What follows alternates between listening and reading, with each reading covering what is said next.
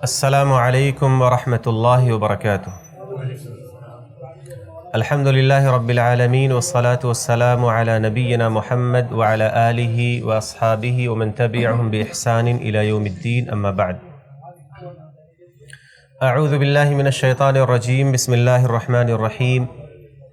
انا انزلناہ فی لیلۃ القدر وما ادراک ما لیلۃ القدر، لیلۃ القدر خیر من الف شہر، تنزل الملائکۃ والروح فیہا بإذن ربہم من کل امر، سلام ہی حتی مطلع الفجر۔ رب اشرح لی صدری ویسر لی امری واحلل عقدۃ من لسانی یفقہوا قولی۔ محترم سامعین، ہر قسم کی تعریف و توصیف، بڑائی اور بزرگی، عبادت و بندگی اللہ رب العالمین کے لیے لائق اور زیبا ہے، جس اللہ تعالی نے ہم سب کے لیے رمضان المبارک کا مہینہ خیر و برکت کے ساتھ بطور نعمت عطا فرمایا۔ بے شمار درود و سلام نازل ہو اللہ کے تمام انبیاء و رسول پر، خاص کر اللہ کے آخری نبی و رسول جناب محمد رسول اللہ صلی اللہ علیہ وسلم پر، جن کے ذریعے اللہ رب العالمین نے ہمیں قرآن جیسی عظیم کتاب عطا فرمائی۔ محترم سامعین، آج کے درس کا موضوع ہے آخری عشرہ کیسے گزاریں۔ اللہ رب العالمین کی ہم پر جتنی بھی نعمتیں ہیں، ان تمام نعمتوں میں سب سے عظیم ترین نعمت ایمان اور اسلام کی نعمت ہے، توحید اور اتباع سنت کی نعمت ہے۔ اللہ رب العالمین نے جو رمضان کا مہینہ ہمیں عطا فرمایا ہے، دراصل یہ عبادت کا مہینہ ہے، اطاعت کا مہینہ ہے، فرما برداری کا مہینہ ہے، خود کو متقی بنانے کا مہینہ ہے، اللہ رب العالمین کی رحمت، اللہ کی برکت، اس کے فضل و کرم کو حاصل کرنے کا مہینہ ہے۔ تو ہمارے پاس جتنی بھی نعمتیں اللہ تعالیٰ کی ہیں، ان تمام نعمتوں میں سب سے عظیم ترین نعمت یہ ہے جو ہمارے ایمان سے جڑا ہوا ہے، جو ہمارے اسلام سے جڑا ہوا ہے، جس کی وجہ سے ہمیں اللہ رب العالمین نے اپنے رحمت کی، اپنی برکت کی، اپنی مغفرت کی، اپنی جنت کی بشارتیں سنائی۔ محترم حضرات، رمضان کا مہینہ یہ تمام مہینوں میں سب سے افضل ترین مہینہ ہے، اور رمضان کے مہینے کے اندر پورے مہینے کے اعتبار سے سب سے افضل ترین رمضان کے آخری کے 10 دن ہیں۔ یہ آخری کے 10 دن بہت ہی اہم ترین ہیں، اور یہ 10 دن کب سے شروع ہوتے ہیں؟ 21ویں رات سے، 20واں روزہ مکمل ہونے کے بعد 21ویں رات سے شوال کا چاند نکلنے تک یہ آخری عشرہ کہلاتا ہے، اور یہ پہلے کے 20 دنوں کے بالمقابل بہت ہی زیادہ اہمیت کا، برکت کا، خیر کا حامل ہے۔ اور اس کی وجہ یہ ہے کہ انہی 10 راتوں میں سے 5 طاق راتوں میں لیلۃ القدر موجود ہے۔ اسی لیلۃ القدر کی وجہ سے آخری عشرے کی پوری برکت، پورا خیر، پوری فضیلت موجود ہے۔ تو یہ آخری عشرہ اللہ رب العالمین نے ہمیں عطا فرمایا ہے۔ اس وقت آخری عشرہ چل رہا ہے، اور ہم میں سے الحمدللہ ایک بڑی تعداد ایسی ہے جو صحت مند ہے، تندرست ہے۔ اللہ رب العالمین نے اسے یہ نعمت عطا فرمائی ہے، تو اس نعمت کی ہمیں قدر کرنا چاہیے۔ اس کی قدر کیسے کریں گے؟ اللہ کے نبی صلی اللہ علیہ وسلم جو اعمال کرتے تھے، وہی عمل ہمیں آخری عشرے میں بھی کرنا ہے۔ ہمیں عبادتیں ایجاد نہیں کرنا ہے، جو عبادتیں ہمیں سکھائی گئی ہیں، انہی عبادتوں کو اپنی ہمت، اپنی حوصلہ، اپنے جذبے کے بقدر انجام دینا ہے۔ تو میں آپ کے سامنے ایک ایک کر کے چند ایسے اہم اعمال جو ہمیں ان آخری عشرے میں انجام دینا ہے، جن کے ذریعہ ہمیں اللہ رب العالمین کی رحمت، اللہ کی برکت، اللہ کی جنت، اللہ کی مغفرت ملنے والی ہے، ان اعمال کو ہم سمجھیں گے مختصر طور پر، اور ہم اس ارادے سے سنیں گے کہ ہمیں یہ جو آخری عشرہ بھی چل رہا ہے، ہمیں عملی طور پر اپنی زندگی میں ویسے ہی کرنا ہے۔ سب سے پہلی عبادت اور سب سے پہلا عمل جو اللہ کے نبی صلی اللہ علیہ وسلم ثابت ہے، وہ یہ ہے کہ اللہ کے نبی صلی اللہ علیہ وسلم آخری عشرے میں اعتکاف کیا کرتے تھے۔ اعتکاف کے معنی ہے کہ اللہ رب العالمین کی اطاعت و فرمانبرداری کے لیے، اللہ کی عبادت کے لیے خود کو مسجد کے اندر روک لینا، اور اپنے آپ کو دنیاوی امور سے بالکل کٹ کر لینا، سوائے ان دنیاوی معاملات کے جو آپ کی ضرورت ہے۔ اور مسلسل 24 گھنٹے مسجد کے اندر ہی رکے رہنا جب تک کہ شوال کا چاند نہیں نکل جاتا. یہ اعتکاف ہے. اللہ کے نبی صلی اللہ علیہ وسلم نے مدینہ میں رہ کر کے آپ نے ہر سال اعتکاف کیا ہے اور صحابہ کرام کو اس کی تلقین کی ہے. ازواج مطہرات نے آپ کے بعد اعتکاف کیا اور آپ کی زندگی میں بھی کیا ہے. تو یہ اعتکاف کرنا سنت ہے اور اللہ کے نبی صلی اللہ علیہ وسلم آخری عشرے میں اعتکاف کیا کرتے تھے. اللہ کے نبی صلی اللہ علیہ وسلم کے بارے میں حضرت عبداللہ ابن عمر رضی اللہ تعالیٰ فرماتے ہیں کان رسول اللہ صلی اللہ علیہ وسلم یعتکف الاشر الاواخر من رمضان، کہ اللہ کے نبی صلی اللہ علیہ وسلم رمضان کے آخری عشرے کا اعتکاف کیا کرتے تھے. تو ہمیں پہلا کام یہ کرنا ہے کہ اعتکاف کرنا ہے. اگر آپ کے پاس طاقت ہے، وسعت ہے، کر سکتے ہیں، کیونکہ یہ سنت ہے، فرض نہیں ہے، سنت ہے، لیکن بہت ہی عظیم ترین عمل ہے کہ ایک انسان اپنے آپ کو اپنے جسم سے، اپنے دل سے، اپنے دماغ سے، ہر اعتبار سے پوری طرح اللہ رب العالمین کی طرف متوجہ ہو جائے اور اپنے آپ کو مسجد میں مستقل روک لے. یہ ایک ایسی عبادت ہے جو عبادت مستقل ہے، مستقل عبادت. اگر کوئی آدمی اعتکاف کی حالت میں ہے اور وہ سو رہا ہے تو وہ سونے کی حالت میں بھی وہ اعتکاف میں ہے اور عبادت کی حالت میں ہے. اور ایک آدمی یہ اعتکاف مسجد کے اندر کرتا ہے جو روئے زمین کی سب سے زیادہ مقدس ترین جگہ. اعتکاف کرنے والے کو مسجد میں ہی ٹھہرنا ہے، جیسا کہ اللہ رب العالمین نے فرمایا وَلَا تُبَاشِرُوهُنَّ وَأَنْتُمْ عَاكِفُونَ فِي الْمَسَاجِدِ. اس آیت کریمہ سے علماء نے استدلال کیا کہ اعتکاف صرف اور صرف مسجد کے اندر ہی ہو سکتا ہے، مسجد کے علاوہ کسی اور جگہ پر نہیں ہو سکتا. اللہ کے نبی صلی اللہ علیہ وسلم نے زندگی بھر اعتکاف کیا مدینہ میں جب تک آپ رہے، اور آپ کے بعد ازواج مطہرات نے بھی کیا. اس لیے ہمیں چاہیے کہ ہم میں سے ایسی تعداد ہونی چاہیے جو ہر سال مساجد میں اعتکاف کرے اور اللہ رب العالمین کی خوب خوب عبادت کرے. دوسری چیز ہے کہ جب آخری عشرہ شروع ہوتا تو اللہ کے نبی صلی اللہ علیہ وسلم پہلے کے 20 دنوں کے بالمقابل آپ زیادہ محنت کرتے. جو محنت آپ 20 دنوں تک کرتے تھے قیام اللیل کے اعتبار سے، تلاوت قرآن کے اعتبار سے، دعا کے اعتبار سے، اذکار کے اعتبار سے، اللہ رب العالمین کی عبادت کے اعتبار سے جو محنت آپ کرتے تھے، وہ محنت آپ جب آخری عشرہ شروع ہوتا تو آپ اپنی محنت بڑھا دیتے تھے، آپ زیادہ محنت کرتے تھے اور آپ کی یہ محنت باقاعدہ نمایاں طور پر دکھتی تھی. اسی لیے حضرت عائشہ رضی اللہ تعالیٰ عنہ فرماتی ہے کان رسول اللہ صلی اللہ علیہ وسلم یجتہد فی العشر الاواخر ما لا یجتہد فی غیرہ، کہ اللہ کے رسول صلی اللہ علیہ وسلم رمضان کے آخری عشرے میں جو محنت کرتے تھے وہ محنت آپ ان 10 دنوں کے علاوہ میں نہیں کرتے تھے. یعنی دوسرا اہم کام یہ ہے کہ ہماری محنتیں عبادت کے تعلق سے ان آخری عشروں میں بڑھ جانی چاہیے. اور ایسا کیوں ہونا چاہیے؟ کیونکہ یہ آخری عشرہ پہلے کے 20 دنوں کے بالمقابل زیادہ خیر اور برکت کا سبب ہے، اور اسی خیر و برکت کو پانے کے لیے اللہ کے نبی صلی اللہ علیہ وسلم زیادہ محنت کیا کرتے تھے، اپنی عبادتوں کو بڑھا دیا کرتے تھے. حضرت عائشہ رضی اللہ تعالیٰ عنہ آپ کی اس عبادت کی کیفیت کو مزید بیان کرتی ہے اور کہتی ہے کان النبی صلی اللہ علیہ وسلم اذا دخل العشر شد مئزرہ، کہ جب آخری عشرہ داخل ہوتا تو اللہ کے نبی صلی اللہ علیہ وسلم اپنے تہبند کو کس لیتے. جیسے کوئی آدمی کسی بڑے مہم کو سر کرنے کے لیے، اپنی ذمہ داری کو نبھانے کے لیے پوری طرح سے ایکٹیو ہو جاتا ہے اور دیکھنے سے ہی پتہ چلتا ہے کہ یہ کوئی اہم بڑا کام کرنے والا ہے، تو اللہ کے نبی صلی اللہ علیہ وسلم بھی ایسے ہی خود کو تیار کر لیتے تاکہ آخری عشرے میں آپ زیادہ سے زیادہ عبادت کر سکے، خود کو آپ عبادت کے لیے پوری طرح سے تیار کر لیتے.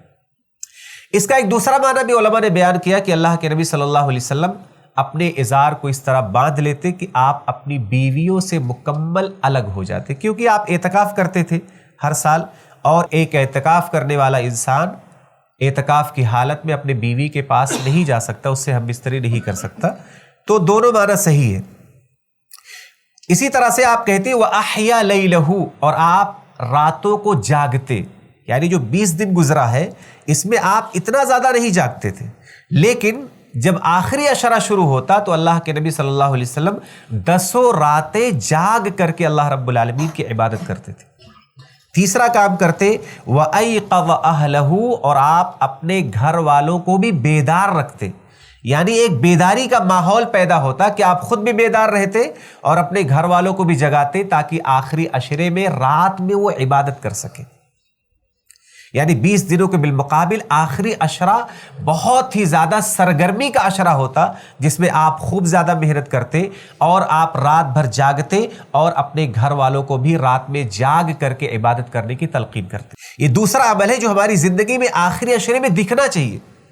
بہت ہی بدنصیبی کی بات ہے کہ جب آخری عشرہ شروع ہو تو ہم مرد لوگ بھی اور ہماری عورتیں بھی بازاروں میں رات گزارنے لگے، کپڑے کی دکانوں پر عید کے سامان خریدنے کے لیے ہماری عورتیں اور ان کے ساتھ بہت سارے مرد اس طرح سے رات جاگ کر گزارے، جس میں دنیا داری ہے، اللہ رب العالمین کی عبادت نہیں ہے۔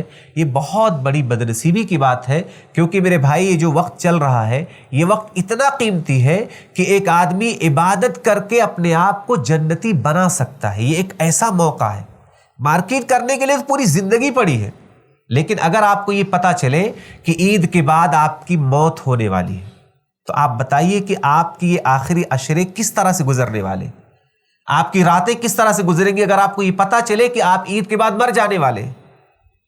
ظاہر سی بات ہے کہ آپ کی عبادتیں بڑھ جائیں گی، آپ کا توبہ استغفار بڑھ جائے گا۔ تو میرے بھائی موت کا کچھ پتہ نہیں ہے، اس لیے ہمیں چاہیے کہ اللہ کے نبی صلی اللہ علیہ وسلم کی طرح ان آخری 10 دنوں میں زبردست محنت کرے اور خود بھی جاگ کر کے اللہ رب العالمین کی عبادت کرے اور اپنے گھر والوں کو بھی عبادت کے لیے بیدار کرے۔ اسی طرح سے رمضان کے آخری عشروں میں یہ ساری محنت کا مقصد ہے لیلۃ القدر کو تلاش کرنا، شب قدر کو تلاش کرنا۔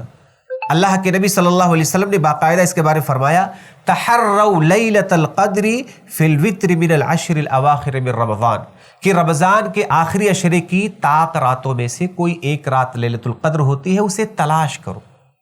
یہ باقاعدہ اللہ کے نبی صلی اللہ علیہ وسلم نے ایک مقصد دیا ہے، ایک ٹارگٹ دیا ہے، اور آپ نے ایک حدیث میں فرمایا کہ فیہ لیلۃ خیر من الف شہر، کہ اس کے اندر ایک ایسی رات ہے جو 1000 مہینے سے بہتر ہے۔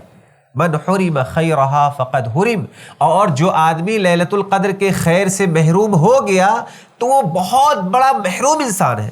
وہ کتنے بڑے خیر سے اپنے آپ کو اس نے محروم کر لیا، اس کا اندازہ اسے ایسے ہی نہیں لگ سکتا، کیونکہ اس کی محرومی کا اندازہ صرف اللہ کو ہے، ہمیں اور آپ کو پتہ ہی نہیں۔ تو اس لیے ان آخری عشرے کی محنت کا مقصد ہے لیلۃ القدر کو تلاش کرنا، اور لیلۃ القدر یہ بہت بڑی رات ہے۔ اللہ رب العالمین نے قرآن کریم میں اس رات کے بارے میں کئی باتیں ذکر کی ہیں۔ مثال کے طور پر اللہ رب العالمین نے فرمایا کہ لیلۃ القدر ہی وہ رات ہے جس میں اللہ نے قرآن کو نازل کیا ہے۔ اللہ رب العالمین نے فرمایا انا انزلناہ فی لیلۃ القدر، یقیناً ہم نے اس قرآن کو لیلۃ القدر میں اتارا ہے۔ یہ پہلی فضیلت کہ اللہ رب العالمین نے قرآن کریم کو لیلۃ القدر میں نازل کیا ہے، اس لیے یہ رات اتنی بڑی ہو گئی، اتنی عظیم ہو گئی ہے۔ اسی طرح سے لیلۃ القدر یہ 1000 مہینوں سے بہتر ہے، یعنی لیلۃ القدر کے اندر عبادت کرنا، قیام کرنا، دعا کرنا، اذکار کرنا، اللہ رب العالمین کو یاد کرنا، استغفار کرنا، یہ عمل 1000 مہینوں سے بہتر ہے۔ یعنی ایک آدمی تقریباً 83 سال 4 مہینے اللہ رب العالمین کی مسلسل عبادت کرتا رہے، اور ایک آدمی لیلۃ القدر میں عبادت کرے، ایک رات کی عبادت، تو ایک رات کی عبادت جو لیلۃ القدر ہے اس میں عبادت کرنے والا یہ 83 سال عبادت کرنے والے سے بھی بہتر ہے۔ اور ظاہر سی بات ہے کہ اگر ہمیں 100 سال بھی عمر مل جائے تب بھی آپ 83 سال محنت نہیں کر سکتے، کیونکہ آپ کے پاس بہت سارے کام موجود ہیں، زندگی کے بہت سارے امور موجود ہیں۔ لیکن اگر ایک آدمی اگر لیلۃ القدر کو پا لے تو گویا اس نے مسلسل 83 سال تک اللہ رب العالمین کی عبادت کی۔ آپ اندازہ لگائیے کہ ایک سمجھدار آدمی اتنے بڑے فائدے کو نظر انداز نہیں کر سکتا۔ ایک سمجھدار آدمی، عقل مند آدمی جس کو نیکیوں کی تلاش ہو، نیکیوں کی طلب ہو، جو یہ جانتا ہو کہ آخرت میں نیکیوں کی کتنی بڑی ضرورت ہے، وہ آدمی اس ایک رات کو نظر انداز نہیں کر سکتا، کیونکہ یہ ایک رات کی عبادت دراصل ایک پوری زندگی کی عبادت سے بہتر ہے، پوری زندگی کی عبادت سے بہتر ہے۔ اگر آپ کو ہم کو جو زندگی ملی ہے یہ پوری زندگی آپ لگا دے تب بھی لیلۃ القدر کی عبادت سے بہتر آپ کر ہی نہیں سکتے۔ اسی طرح سے اللہ رب العالمین نے فرمایا کہ اس رات میں جبرائیل امی اور ان کے ساتھ فرشتوں کی ایک بہت بڑی تعداد زمین پر نازل ہوتی۔ اللہ رب العالمین نے اس رات کو سلامتی کی رات قرار دیا ہے۔ یہ رات امن و سکون کی، سلامتی کی، خیر کی رات ہے، اور یہ رات پوری کی پوری ہر اعتبار سے برائیوں سے، شر سے، فتنے سے، عذاب سے بالکل محفوظ ہوتی۔ اللہ رب العالمین نے اس رات کو برکت والی رات قرار دیا ہے، مبارک رات۔ انا انزلناہ فی لیلۃ مبارکہ، یہ رات برکتوں والی رات ہے جس کے برکت کی گواہی اللہ رب العالمین نے خود دی۔ اسی طرح سے اسی رات میں اللہ رب العالمین پورے سال جتنے بھی معاملات ہونے والے ہیں وہ سارے کے سارے معاملات لوح محفوظ سے نکال کر کے فرشتوں کے حوالے کر دیا جاتا ہے۔ اگر آنے والے سال میں کوئی مرنے والا ہے تو لیلۃ القدر میں فیصلہ کیا جاتا ہے کہ اس سال اتنے اتنے لوگ مرنے والے ہیں، اور دیکھیے آپ کتنے سارے لوگ ایسے جو پچھلے رمضان میں تھے اور اس رمضان میں ہمارے ساتھ نہیں ہیں۔ اس سال جو لوگ رمضان میں ہیں معلوم نہیں کہ یہ لوگ اگلے سال رمضان پائیں گے یا نہیں پائیں گے۔ زندگی کا کچھ پتہ نہیں، موت کب آئے گی معلوم نہیں۔ تو اگر اللہ رب العالمین نے ہمیں یہ موقع نصیب فرمایا ہے تو ہمیں اس موقع کو غنیمت سمجھ کر کے اپنی آخرت کے لیے، جنت کے لیے، مغفرت کے لیے، رحمت کے لیے، برکت کو پانے کے لیے، اپنی سعادت اور خوش نصیبی کے لیے اس موقع کو غنیمت سمجھ کر کے اللہ رب العالمین کی عبادت کرنا چاہیے۔ اسی طرح سے اللہ رب العالمین نے سورہ قدر کے نام سے لیلۃ القدر کی فضیلت بتانے کے لیے پوری ایک سورہ قرآن میں نازل فرمائی۔ تو یہ بہت عظیم رات ہے۔ اس رات کی برکت سے محروم ہونے والا انسان واقعی حقیقی طور پر محروم انسان ہے۔ اس لیے ہمیں لیلۃ القدر کو تلاش کرنا چاہیے۔ لیلۃ القدر کو تلاش کرنے کا مطلب ہے کہ ہمیں اس رات میں جاگنا ہے۔ اور یہ کون سی رات ہوگی؟ اللہ کے نبی صلی اللہ علیہ وسلم نے فرمایا کہ یہ آخری عشرے کی 5 طاق راتوں میں سے کوئی ایک رات ہے۔ کون سی رات ہے معلوم نہیں، کیونکہ وہ رات بدلتی رہتی ہے۔ 21ویں، 23ویں، 25ویں، 27ویں، 29ویں، یہ 5 طاق راتوں میں سے کوئی ایک رات لیلۃ القدر ہے، اور یہ رات ہر سال بدلتی رہتی ہے، فکس نہیں ہے۔ اس لیے جو لوگ 27ویں فکس کر کے بیٹھے ہوئے ہیں، ہو سکتا ہے کہ اس سال 27ویں نہ ہو اور ہو سکتا ہے ہو جائے، لیکن اگر آپ 5 طاق راتیں جاگیں گے اور اسے تلاش کریں گے تو آپ کو یہ رات ضرور بالضرور ملے گی، کیونکہ اللہ کے نبی صلی اللہ علیہ وسلم نے باقاعدہ اس کی تعلیم دی ہے۔ صحیح احادیث میں موجود ہے کہ آخری عشرے کی 5 طاق راتوں میں سے کوئی ایک رات لیلۃ القدر کی ہوتی ہے۔ لیلۃ القدر کو جو آپ جاگ رہے ہیں، اس میں آپ کو کیا کرنا ہے؟ اس میں آپ کو قیام اللیل کرنا ہے، یعنی تراویح کی نماز ادا کرنا ہے۔ آپ تو پورے رمضان تراویح کی نماز ادا کر رہے ہیں، لیکن اللہ کے نبی صلی اللہ علیہ وسلم نے پورے رمضان تراویح کی الگ سے تعلیم دی ہے، اور لیلۃ القدر میں تراویح کی خصوصی تعلیم دی ہے۔ یعنی جاگنے والی رات جو ہے، طاق رات جو ہے، اس میں تراویح کی نماز ادا کرنا یہ زیادہ تاکیدی معاملہ ہے۔ اللہ کے نبی صلی اللہ علیہ وسلم نے اسی لیے اس کا الگ سے ذکر کیا۔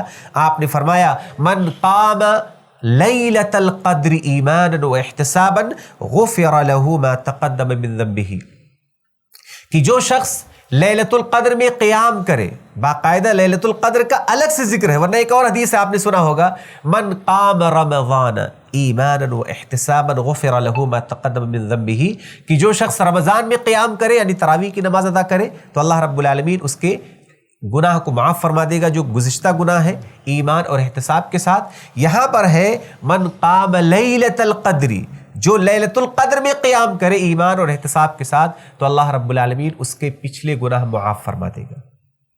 اس کا مطلب یہ ہے کہ لیلۃ القدر میں ہمیں خصوصی طور پر تراویح کی نماز کا اہتمام کرنا ہے۔ بہت ساری مساجد میں تراویح کی نماز عشاء کے بعد نہ پڑھ کر کے رات میں 2 بجے پڑھتے،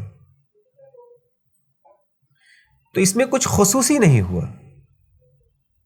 ہونا یہ چاہیے کہ تراویح کی نماز طاق راتوں میں دیگر راتوں کے بالمقابل لمبا پڑھنا چاہیے، کیونکہ تراویح کی جو اصلی فضیلت ہے وہ ہے لمبی قرات کرنا، زیادہ دیر تک نماز ادا کرنا۔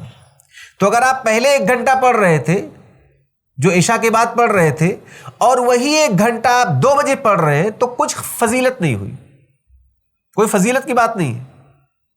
آپ نے خصوصی طور پر تراویح نہیں پڑھا اگر آپ نے صرف اس کا ٹائم بدل دیا۔ تو ہونا یہ چاہیے کہ آپ عشاء کے بعد پڑھتے جیسے پڑھ رہے تھے، لیکن تراویح طاق راتوں میں 1 گھنٹے کے بجائے 2 گھنٹے کی ہوگی، تاکہ آپ خصوصی طور پر قیام، کیونکہ جاگنے والی رات میں، طاق رات میں اللہ کے نبی صلی اللہ علیہ وسلم نے باقاعدہ الگ سے قیام اللیل کا ذکر کیا ہے، یہ اس لیے تاکہ آپ اس کا خصوصی اہتمام کریں۔ اسی طرح سے ہمیں طاق راتوں میں اللہ رب العالمین سے مغفرت کا سوال کرنا ہے، مغفرت کا سوال۔ حضرت عائشہ رضی اللہ تعالی عنہا کی جو حدیث ہے کہ انہوں نے سوال کیا اللہ کے نبی صلی اللہ علیہ وسلم، اگر میں جان جاؤں کہ یہ رات لیلۃ القدر کی ہے تو میں کیا دعا کروں؟ تو اللہ کے نبی صلی اللہ علیہ وسلم نے ان کو دعا کیا سکھائی؟ اللہم انک عفو تحب العفو فاعف عنی۔ تو اس روایت سے ہمیں 2 باتیں معلوم ہو رہی، ایک تو یہ کہ اگر آپ کو لیلۃ القدر ملے تو آپ کو دوسرا کام یہ کرنا ہے قیام اللیل کے ساتھ ساتھ کہ آپ کو دعا کرنا ہے، دعا کرنا ہے، جیسا کہ اللہ رب العالمین نے رمضان کے احکام بتاتے ہوئے احکام رمضان کے بیچ میں دعا کا ذکر کیا۔ وَإِذَا سَأَلَكَ عِبَادِي عَنِّي فَإِنِّي قَرِيبٌ أُجِيبُ دَعْوَةَ الدَّاعِ إِذَا دَعَانِ، کہ اے نبی جب میرے بندے آپ سے میرے بارے میں سوال کرے تو میں قریب ہوں، اور دعا کرنے والا جب بھی دعا کرے میں اس کی دعا قبول کرتا ہوں۔ تو رمضان کے احکام کے بیچ میں اللہ رب العالمین کا دعا کی آیت لا کر کے یہ بتانا مقصود ہے کہ رمضان میں بندے کو خصوصی طور پر دعائیں کرنا چاہیے۔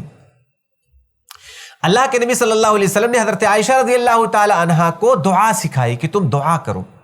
تو ہمیں جاگنے والی رات میں دوسرا کام یہ کرنا ہے کہ ہمیں زیادہ سے زیادہ دعائیں کرنا ہے، دنیا اور آخرت کے ہر خیر کو پانے کے لیے اور دنیا اور آخرت کے ہر شر سے بچنے کے لیے ہمیں طاق راتوں میں کثرت کے ساتھ دعائیں کرنا ہے۔ دوسری بات، ہمیں ان دعاؤں میں اللہ رب العالمین سے معافی بہت زیادہ مانگنا ہے، اپنے گناہوں سے مغفرت طلب کرنا ہے، کیونکہ جو دعا سکھائی گئی دعا کیا ہے؟ اللہم انک عفو، اے اللہ تو معاف کرنے والا ہے، گناہوں کو مٹانے والا ہے، تحب العفو، اور اے اللہ تو عفو کو، معاف کرنے کو، درگزر کرنے کو پسند کرتا ہے، فاعف عنی، بس اے میرے رب تو مجھے معاف فرما دے۔ تو آپ لیلۃ القدر میں عبادت کر رہے ہو، قیام کر رہے ہو، تلاوت کر رہے ہو، سارے نیک اعمال کر رہے ہو، پھر اس میں معافی کیوں مانگنا ہے؟ میرے بھائی معافی اس لیے بھی مانگنا ہے کیونکہ آپ کے ذمے تو بہت سارے گناہ ابھی باقی ہیں، ان گناہوں سے بھی معافی مانگنا ہے، اور اپنے ہر گناہ سے اللہ رب العالمین سے توبہ کرنا ہے۔ اور دوسرا اس لیے کہ ایک بندہ چاہے جتنی عبادت کر لے، وہ عبادت اس کی کامل نہیں ہوتی ہے، وہ عبادت اللہ رب العالمین کے حق کو ادا نہیں کر سکتی۔ آپ جو بھی کر لو، جتنا بھی کر لو، آپ کے دل میں ہمیشہ یہ احساس ہونا چاہیے کہ اللہ کی شان اتنی عظیم ہے، اتنی بڑی ہے، اتنی اعلیٰ ہے، اتنا عرفہ ہے کہ آپ کی عبادت اس کے حق کے سامنے بہت ہی معمولی ہے۔ تو آپ کو اللہ رب العالمین سے پھر بھی معافی مانگنا ہے کہ اللہ رب العالمین جیسا کرنا چاہیے تھا ویسا ہم نہیں کر سکے، اے اللہ جو عبادت ہم نے کیا ہے اس عبادت کو قبول فرما اور ہمیں معاف فرما۔ ہم اور آپ جب 5 وقتہ نماز پڑھتے ہیں تو نماز کے بعد کیا کہتے ہیں؟ استغفر اللہ، استغفر اللہ، استغفر اللہ۔ کیوں استغفر اللہ؟ آپ نے تو نماز پڑھا ہے، نیکی کا کام کیا ہے، استغفار کیوں؟ تاکہ یہ استغفار آپ کی عبادت میں ہونے والی کوتاہیوں کو، کمیوں کو پورا کرے۔ تو ایسے ہمیں لیلۃ القدر میں طاق راتوں میں اللہ رب العالمین سے معافی مانگنا ہے اور اپنے گناہوں سے توبہ کرنا ہے تاکہ اللہ رب العالمین ہمارے گناہوں کو معاف فرما دے۔ اسی طرح سے ہمیں طاق راتوں میں اپنی مغفرت کے لیے خصوصی اہتمام کرنا ہے۔ ظاہر سی بات ہے ہر آدمی کے الگ الگ گناہ موجود ہیں، ہر آدمی کے گناہ الگ الگ ہیں، تو آپ کو طاق راتوں میں خصوصی طور پر اس موقع کا استعمال کرتے ہوئے اپنے گناہوں سے توبہ کرنا ہے۔ توبہ کا معنی یہ ہے کہ آپ کو اپنے گناہوں سے شرمندگی ہونی چاہیے۔ توبہ کرنے کا مطلب یہ ہے کہ آپ کو یہ اپنے جو گناہ ہے جس سے آپ توبہ کر رہے ہو اسے فوری طور پر چھوڑ دینا ہے، اور یہ پختہ ارادہ کرنا ہے کہ آپ یہ گناہ دوبارہ نہیں کریں گے، یہ عزم کرنا ہے۔ اس کے ساتھ آپ کو اللہ رب العالمین سے توبہ کرنا ہے، کیونکہ اللہ کے نبی صلی اللہ علیہ وسلم نے فرمایا کہ اگر کوئی آدمی ایسا ہے کہ جسے اللہ نے رمضان کا مہینہ عطا فرمایا، رمضان کا مہینہ ملا، پورا ایک مہینہ ملا، لیکن پورا مہینہ گزر گیا اور آپ نے اپنے گناہوں سے معافی نہیں مانگی، آپ کے ذمے گناہ باقی ہے، تو اللہ کے نبی صلی اللہ علیہ وسلم کیا فرما رہے ہیں ایسے آدمی کے بارے میں؟ آپ نے فرمایا رغم انف رجل دخل علیہ رمضان ثم انسلخ قبل ان یغفر له۔ آپ نے فرمایا کہ ایسے آدمی کی ناک خاک آلود ہو جائے، ایسا آدمی ذلیل و رسوا ہو جائے جس آدمی پر رمضان داخل ہوا، اس نے پورا رمضان پایا اور رمضان گزر گیا لیکن اس کے گناہ معاف نہیں ہو سکے بلکہ گناہ باقی رہ گئے ہیں، تو ایسا آدمی ذلیل ہو جائے۔ کیوں ایسا ہے؟ کیونکہ رمضان کے اندر مغفرت کے اتنے سارے مواقع ہیں جو مواقع پورے سال آپ کو کبھی بھی نہیں مل سکتے۔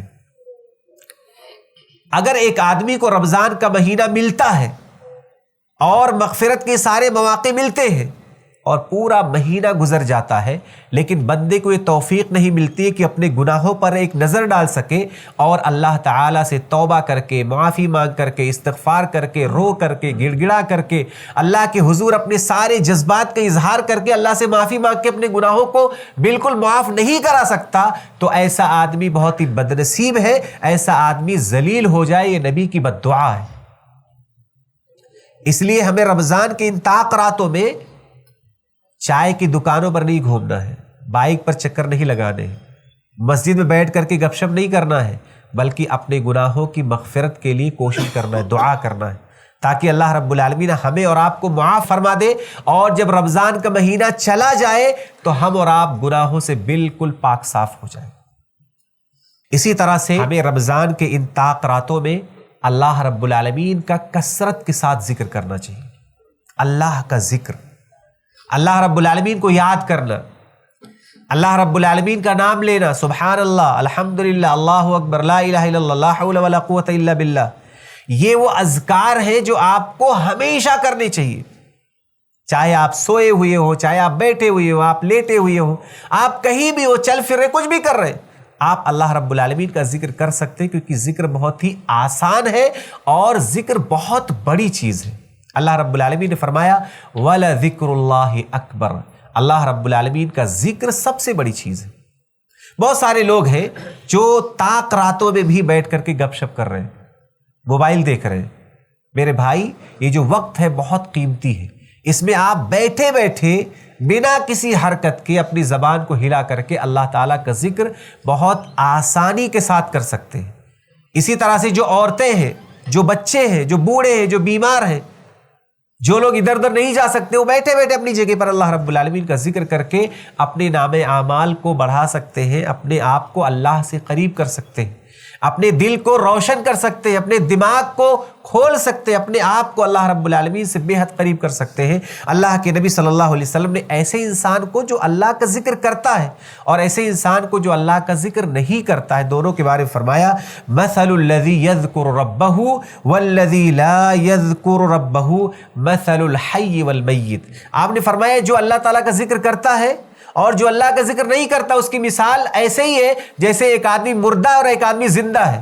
جو اپنے رب کا ذکر کرتا ہے، اپنے رب کو یاد کرتا ہے، وہ آدمی زندہ ہے، اس کا دل زندہ ہے، اس کے اندر ایمان موجود ہے، اس کے اندر نور موجود ہے، اس کے اندر احساس موجود ہے، اس کے اندر شعور موجود ہے، کیونکہ وہ اللہ رب العالمین کا ذکر کرتا ہے۔ اور ایسا آدمی جو اپنے رب کا ذکر نہیں کرتا، اپنے رب کو یاد نہیں کرتا، ایسا آدمی مردہ ہے، اس کے دل کے اندر زندگی نہیں ہے، اس کے دل کے اندر احساس نہیں ہے۔ تو ہمیں ٹائم پاس کرنے کے بجائے اللہ رب العالمین کا ذکر کرتے رہنا چاہیے۔ یہ رمضان کے لیے بھی ہے، غیر رمضان کے لیے بھی ہے، اور آخری عشرے کے ان طاق راتوں میں بھی ہمیں اللہ رب العالمین کا کثرت کے ساتھ ذکر کرنا ہے، لوگوں کے ساتھ ٹائم پاس نہیں کرنا ہے۔ اسی طرح سے آخری بات وہ یہ ہے کہ چونکہ طاق راتوں میں سے جو عظیم رات ہے لیلۃ القدر کی، وہ نزول قرآن کی رات ہے، جس میں اللہ رب العالمین نے قرآن نازل کیا ہے۔ تو ہمیں اللہ رب العالمین کے کلام کو بہت کثرت کے ساتھ پڑھنا چاہیے، زیادہ سے زیادہ ہمیں تلاوت کرنا چاہیے۔ اللہ رب العالمین نے فرمایا اِنَّا أَنزَلْنَاهُ فِي لَيْلَةِ الْقَدْرِ، ہم نے لیلۃ القدر میں اسے نازل کیا ہے۔ تو جو طاق رات ہے جس میں آپ جاگ رہے ہو، تو آپ جاگ کر کے کیا کرنے والے ہو؟ آپ کو جاگ کر کے قیام اللیل کرنا ہے، دعا کرنا ہے، استغفار کرنا ہے، تلاوت قرآن کرنا ہے، اپنے گناہوں کی معافی مانگنا ہے، اور آپ کو اس اللہ سے مانگنا ہے جو اللہ ہر خزانے کا مالک ہے، جو ہر خزانے کا مالک۔ آپ کو جو چاہیے اس کا خزانہ اللہ کے پاس ہے، جو بھی آپ کو چاہیے، آپ کو علم چاہیے، آپ کو مال چاہیے، آپ کو دولت چاہیے، آپ کو صحت چاہیے، آپ کو عزت چاہیے، آپ کو کامیابی چاہیے، آپ کو جنت چاہیے، آپ کو کیا چاہیے، ہر چیز کا خزانہ اور اس کی چابی اللہ کے پاس ہے۔ اور جس سے آپ بچنا چاہ رہے ہو، اس سے بچاؤ کا بھی پورا اختیار صرف اللہ کے پاس ہے۔ تو آپ کو جو چاہیے وہ اللہ رب العالمین کے پاس موجود ہے۔ اور ایسا بھی ہے کہ اللہ بہت کریم ہے، وہ بخیل نہیں ہے۔ ایسا نہیں کہ آپ مانگتے رہو گے وہ دے گا نہیں، وہ تو بس انتظار میں کہ آپ مانگو، وہ دینے کے لیے تیار ہے۔ تو جب اللہ ہر چیز کا مالک ہے اور اللہ سخی ہے، فیاض ہے، دینے کے لیے تیار ہے، تو پھر ایک بندہ کیوں نہ مانگے، کیوں سوال نہ کرے؟ یہ بہت بڑی بدنصیبی ہے، محرومی ہے کہ ایک آدمی رمضان کا مبارک مہینہ پائے، رمضان کا آخری عشرہ پائے، طاق راتیں پائے، صحت مند ہو، تندرست ہو، اس کا رب دینے کے لیے تیار ہو، اس کے رب کے پاس ہر قسم کا خزانہ موجود ہو، اور پھر بھی بندہ اللہ سے سوال نہ کرے، اللہ کے سامنے اپنی عرضی پیش نہ کرے، اللہ رب العالمین کے سامنے مغفرت کا سوال نہ کرے۔ یہ بہت بڑی بدنصیبی ہے، بہت بڑی محرومی ہے۔ میرے بھائیوں، ہم اور آپ کو اللہ رب العالمین نے موقع نصیب فرمایا ہے، ہمیں زندگی دی ہے، تندرستی دی ہے، ایمان دیا ہے، صحت دیا ہے، تو ہمیں اس موقع کا بھرپور فائدہ اٹھانا چاہیے اور اس اللہ سے سوال کرنا چاہیے جو اللہ کریم ہے، جو اللہ عالم الغیب والشہادہ ہے، جو اللہ ہر چیز پر قادر ہے۔ آپ جو سوال کریں گے اللہ رب العالمین اس سوال کو انشاءاللہ ضرور پورا کرے گا۔ وہ بندوں کے تمام دعاؤں کو قبول کرتا ہے، لہٰذا ہمیں اس موقع کا فائدہ اٹھاتے ہوئے اپنے رب کی خوب خوب عبادت کرنا چاہیے۔ اور جو عبادتیں میں نے ذکر کی ہیں، ان عبادتوں میں 3 عبادتیں خصوصی ہیں۔ وہ یہ ہے کہ آدمی اللہ رب العالمین کے لیے قیام کرے، اور اسی طرح سے دعائیں کرے، استغفار کرے۔ اللہ رب العالمین اس مبارک رات کو جس بندے کو بھی عطا فرماتا ہے اس کے ساتھ بہت بڑا احسان کرتا ہے، لہٰذا ہم سب کو چاہیے کہ ہم اور آپ آخری عشرے کی خوب خوب قدر کریں، طاق راتوں میں جاگ کر کے اللہ رب العالمین کی عبادت کریں۔ اللہ رب العالمین سے دعا ہے کہ اللہ رب العالمین ہم سب کو یہ جو موقع نصیب ہوا ہے اس موقع کا فائدہ اٹھانے کی توفیق عطا فرمائے، اور جو بھی عبادتیں ہم کر رہے ہیں اللہ رب العالمین ان عبادتوں کو قبول فرمائے، ہمارے لیے نجات کا ذریعہ بنائے اور ہم سب کے رفع درجات کا ذریعہ بنائے۔ اللہ رب العالمین ہم سب کو اسلام اور ایمان پر وفات عطا فرمائے، اور اپنے فضل و کرم سے ہم سب کو جنت الفردوس میں اعلیٰ مقام عطا فرمائے۔ آمین۔ السلام علیکم ورحمۃ اللہ وبرکاتہ۔ ایسے ہی فائدہ مند اسلامک ویڈیوز دیکھنے اور منہج سلف پر کتاب و سنت کی تعلیمات کو عام کرنے میں ہمارا تعاون کریں، تاکہ آپ کے لیے ذریعہ نجات، جنت کے حصول کا سبب، ساتھ ہی مال میں برکت و اضافے کا ذریعہ بھی بنے۔ آمین۔ جزاک اللہ خیرن۔